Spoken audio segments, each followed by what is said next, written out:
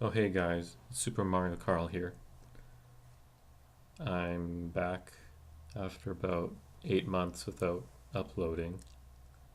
Um, so yeah, I'm gonna do a part two for All Tomorrows. And to be clear, the author of the story is his real name is C.M. Koseman. Koseman. I'm not sure if I'm pronouncing it right, but it goes under the pen name Nemo Ramjet in the sort of universe of the story. Well, without further ado, I will continue. Oh, and it was published in 2008. Right, right, let's go. Worms.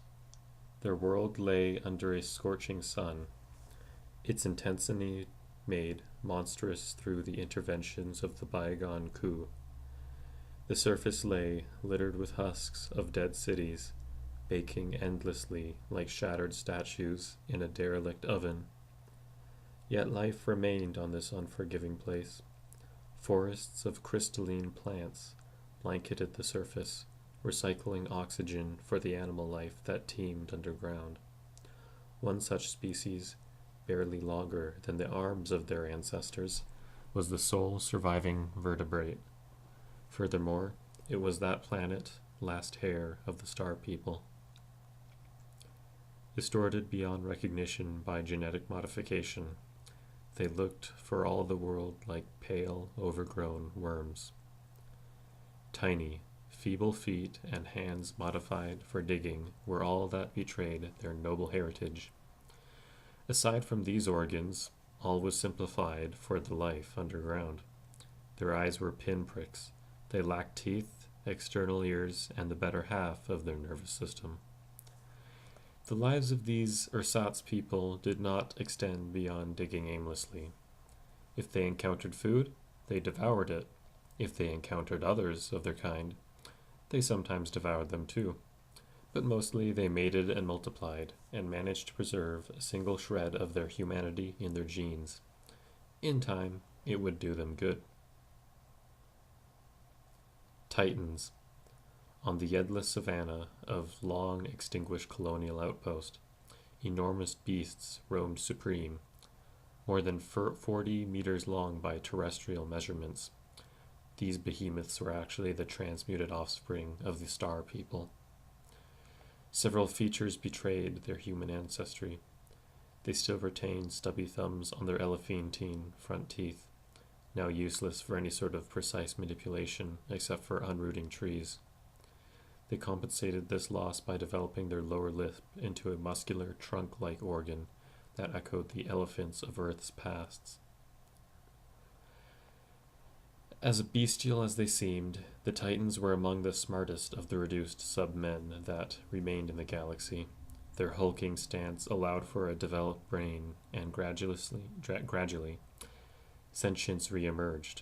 When, with their lip trunks, they fashioned ornate wood carvings, erected hangar-like buildings, and began a form of primitive agriculture. With settled life came the inevitable flood of language and literature. Myths and legends of the bygone, half-remembered past were told in booming voices across the vast plains.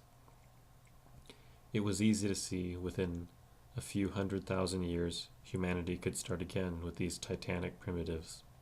Sadly, as a catastrophic ice age took over the Titans' homeworld, the gentle giants disappeared, never to return. Predators and prey. Devolved predators were common among humanity's feral worlds.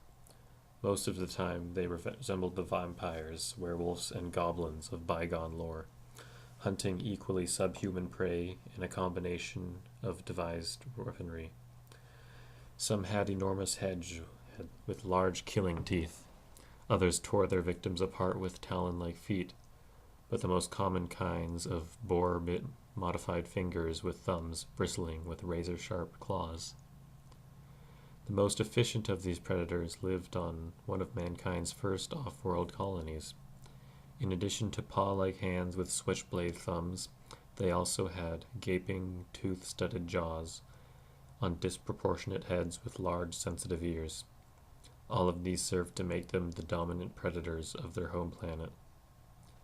They ran the prairies, stalked the forest, and ranged through the mountains in pursuit of different people.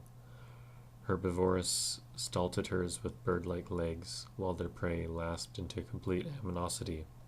The hunters managed to keep the spark of intelligence alive in their evolutionary honing. Mantelopes.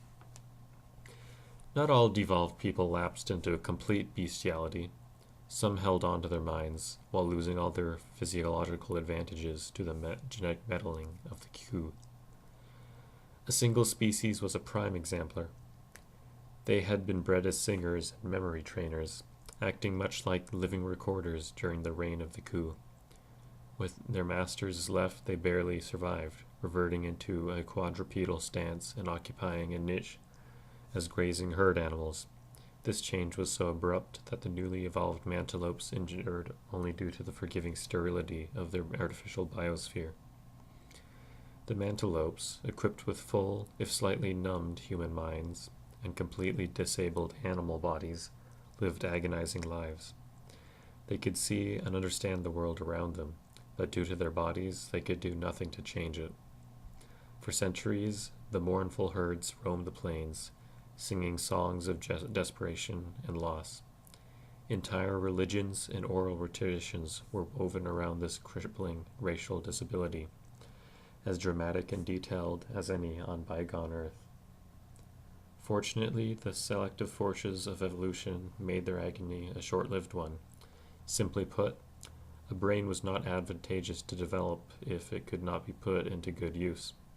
A dim-witted, half-minded mantelope grew up faster than a smart one, and grazed just as efficiently. The mantelope's animal children overtook them in less than 100,000 years, and their melancholic world fell silent for good. Nothing was sacred in the evolutionary process.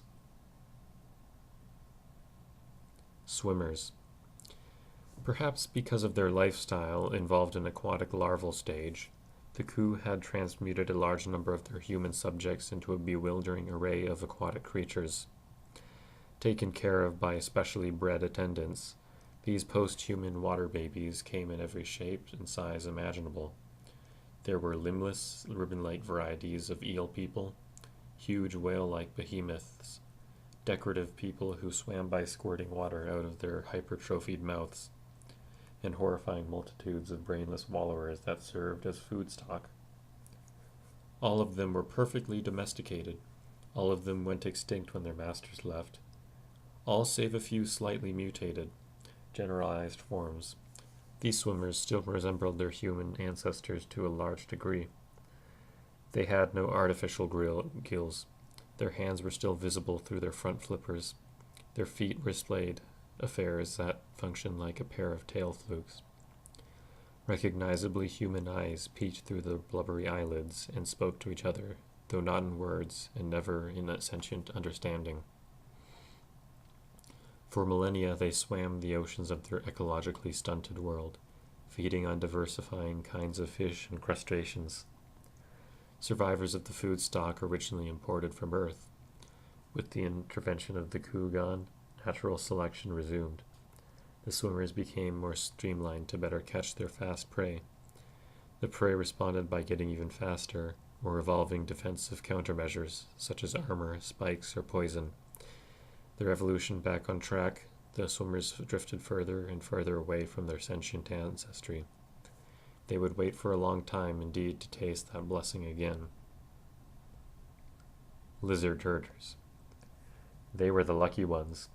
Instead of unrecognizably distorting them as they had done to most of their subjects, the Ku had merely erased their sentience and stunted the development of their brains. Distantly resembling the ancient forebears on Earth, the primitives lived feral lives for an unnaturally long time. They never regained sentience after the Ku left, despite having every incentive to do so. This was partially due to the total absence of predators on their garden world, resulting in no advantage for intelligence. Furthermore, the Ku had made some small but integral changes to their brains. tweaking with the structure of the cerebellum so that certain features associated with heuristic learning could never emerge again. Once again, the reasons for these baffling changes remained only known to the Ku.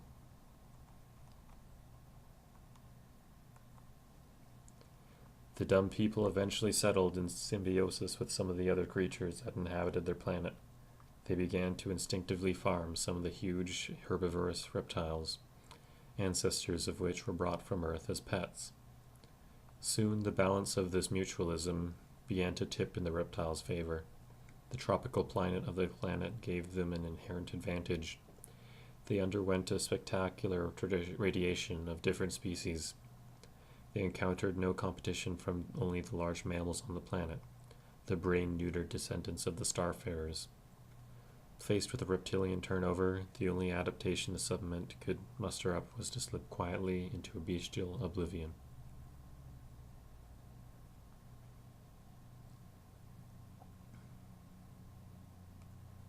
Tempter.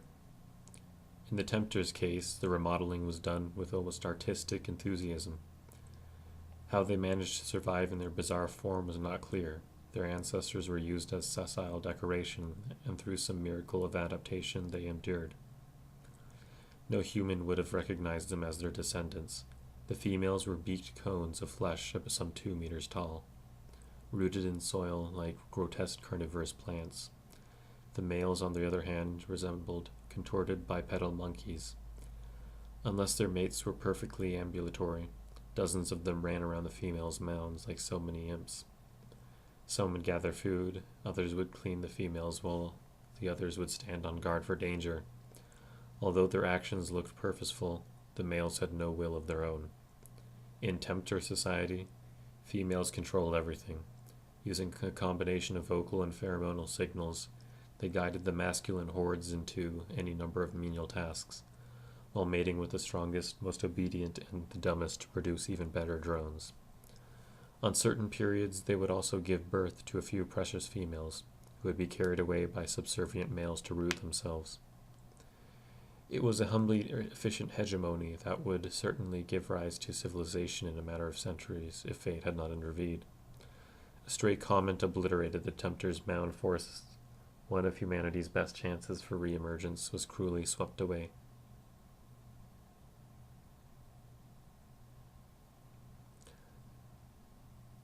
I guess that's the end of that page. I've only been talking for 12 minutes now, so I guess I'll do another one.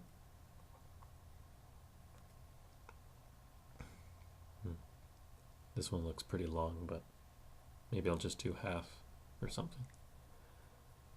Bone Crusher. Through the delicate modifications of the Ku and blind molding of evolution, the heavens came to be populated with creatures that would put the myths of their ancestors to shame.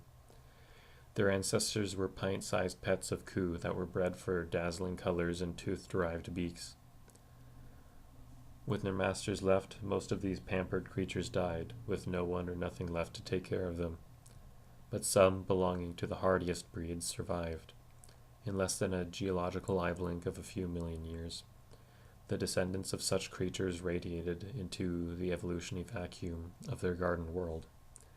One lineage led to a profusion of human herbivores. They were preyed upon by a variety of enamel-beaked raptors. Each evolved to deal with a specific prey. Among these generalized niches were assemblages of specialized animals, resembling anything from ibis-filled swamp swifters to splendorous forms with bizarre crests that flared out of their toothy beaks. There were even secondary sentient forms in the shape of ogre-like bone crushers. To an observer of today, they would indeed be the stuff of nightmares, 3 meters tall and hairy, sporting vicious thumb claws and enormous beaks that suited their scavenging diet. Despite their shortcomings, these corpse-eating primitives were one of the first species to attain intelligence, and although primitive, a level of civilization. All of this proved the fallacy of human prejudice in a post-human galaxy. The creature could feed on putrefying meat, stink like a grave, and express its affection by defecating on others. but it might as well be your own grandchild and the last hope of mankind. In eventuality, however, not even the bone crushers fulfilled this promise. Their dependency on carrion for food limited their population severely. Their medieval civilizations crumbled after a few uneventful millennia. Colonials. Oh, this one's a bad one. Their world had been given the toughest resistance against the coup onslaught. So tough, in fact, that they had turned back 2 successive waves of the invaders, only to succumb to the third. The coup, with their twisted sense of justice, wanted to make them pay.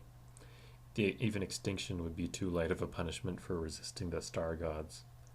The human of the rogue world indeed needed a sentence that would remind them of their humiliation for generations to come. So they were made into disembodied cultures of skin and muscle, connected by a skimpy network of the most basic nerves. They were employed as living filtering devices, subsisting on the waste products of coup civilization like mats of cancer cells. And just to witness and suffer their wretched face, their eyes, together with their consciousness, were retained.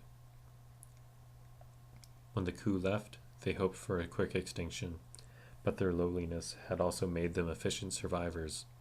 Unchecked by the coup, the colonials spread across the planet in quilt-like fields of human flesh. After an eternity of tortured lives, the human fields tasted something that could almost be described as hope.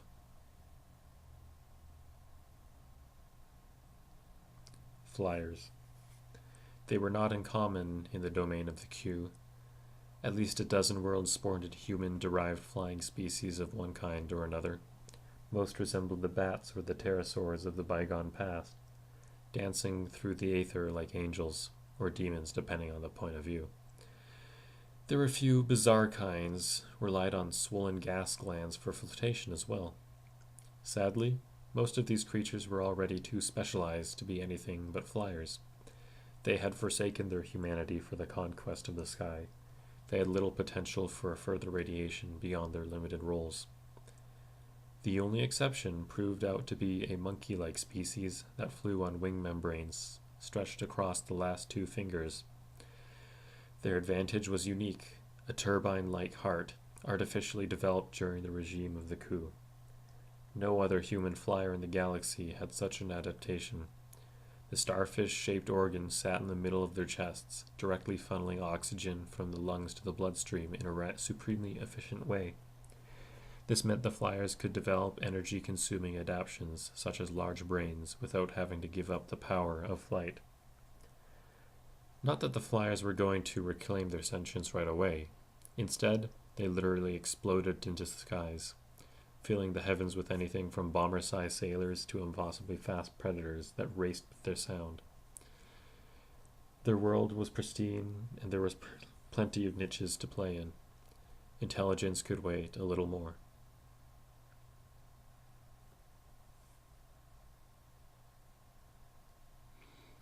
Hand flappers. Some flying post-humans reapproach sentience in an entirely different way. Without the augmented metabolisms or the gravitational advantages of their siblings on distant planets, they had no choice but to give up their power of flight in order to develop further. The hand flappers were one such species. Their wings, once used for butterfly-like flutters in the unearthly gardens of Ku, had shrunken and reverted back to their manual condition. Their legs were likewise readapted, but they bore a splayed awkwardness from their perching ancestry. Only a singular and almost sadistically simple flaw held them back from developing civilization. In the course of their secondary atrophy, the wings of the hand flappers had become useless as hands as well. Their flag-like appendages were very useful in signaling and mating dances, but they couldn't hurl missiles, construct a shelter, or even manufacture basic stone tools. All that they could do with their useless hands was to display each other's sexual availability, so the hand flappers did just that, flashing and dancing their way to oblivion. I'm going to have to censor some of these pictures in the slideshow.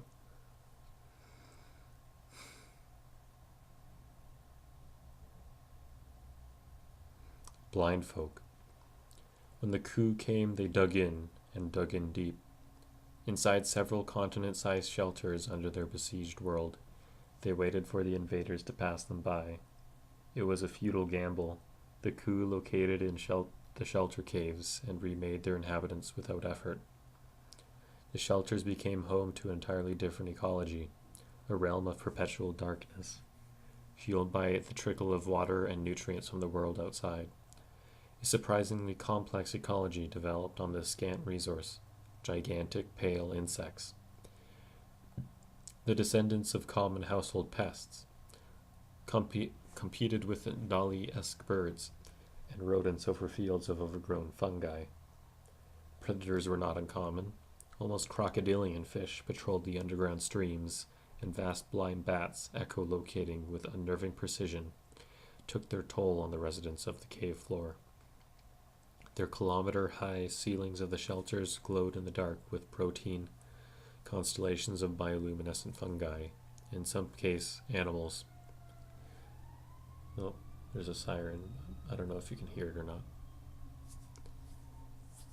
People were present here as well, albeit in unfamiliar forms. They were more often heard than seen. They tried to find their ways in the dark with banshee-like screams. These albino troglodytes lived in a realm where sound and touch, not sight, was the gateway of perception. They had developed long, tactile fingers, enormous whiskers, and mobile ears to live in the dark. Where their eyes should have been, there was nothing but a patch of haunting, flawlessly smooth skin. Their perfect adaptation to the world of darkness had erased the most basic feature of human recognition. As adapted as they were doomed. The blind folk could develop any kind of intelligence to crawl out of their geographical cage. The glacial construction of their world's continental plates snuffed out the shelters one by one.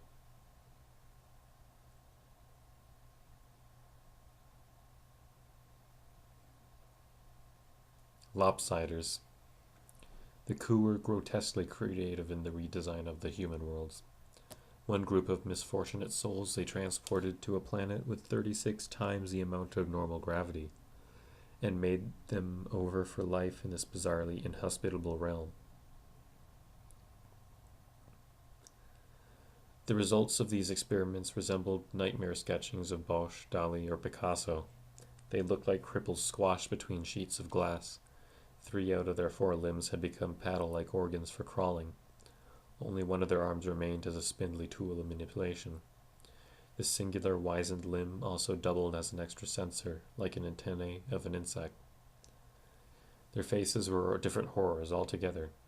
All pretensions of symmetry, the hallmark of terrestrial animals from jawless fish onwards, were completely and utterly done away with. One bulging eye stared directly upward while the other scanned ahead, in the direction of the creature's vertically opening jaws.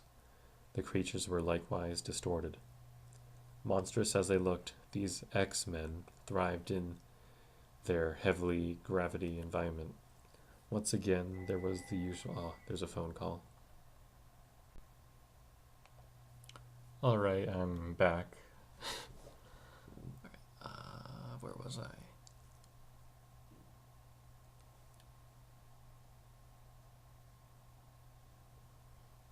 Once again was the usual exploration of the species into every available niche, and the Lopsiders consolidated their chances for a renewed sentience.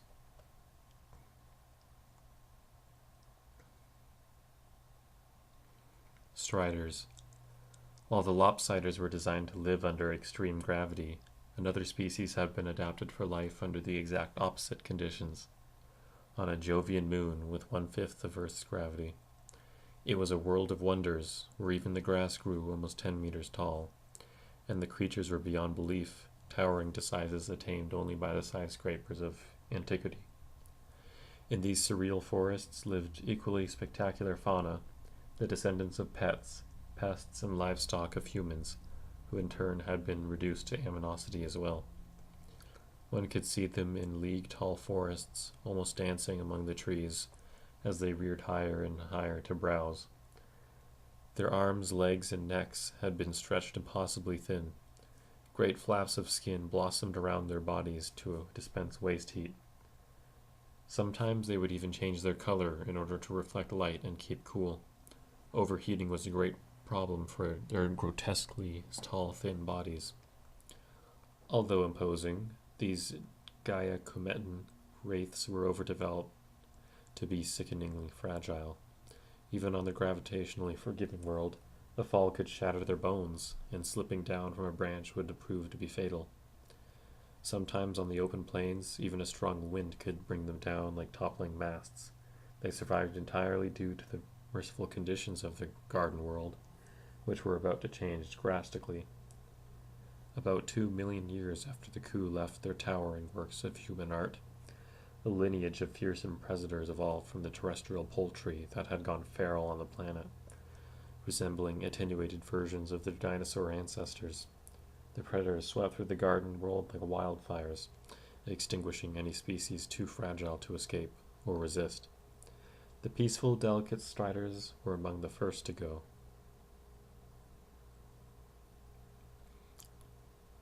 Parasites.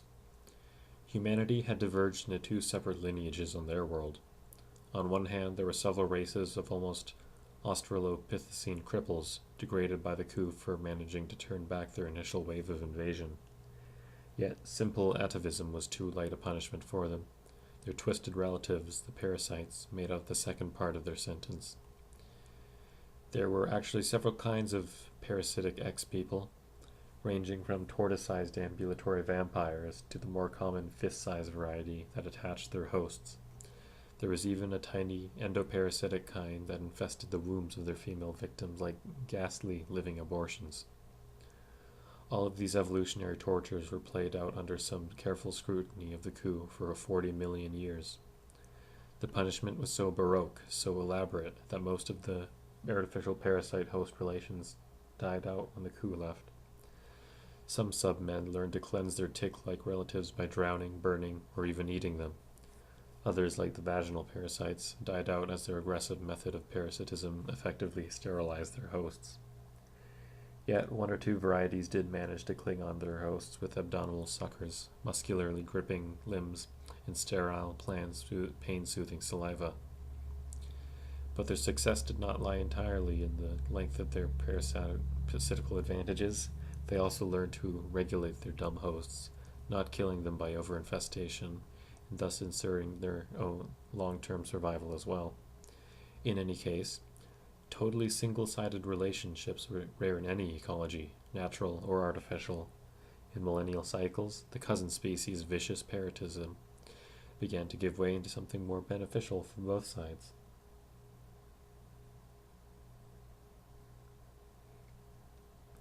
Alright, that's the end of part 2.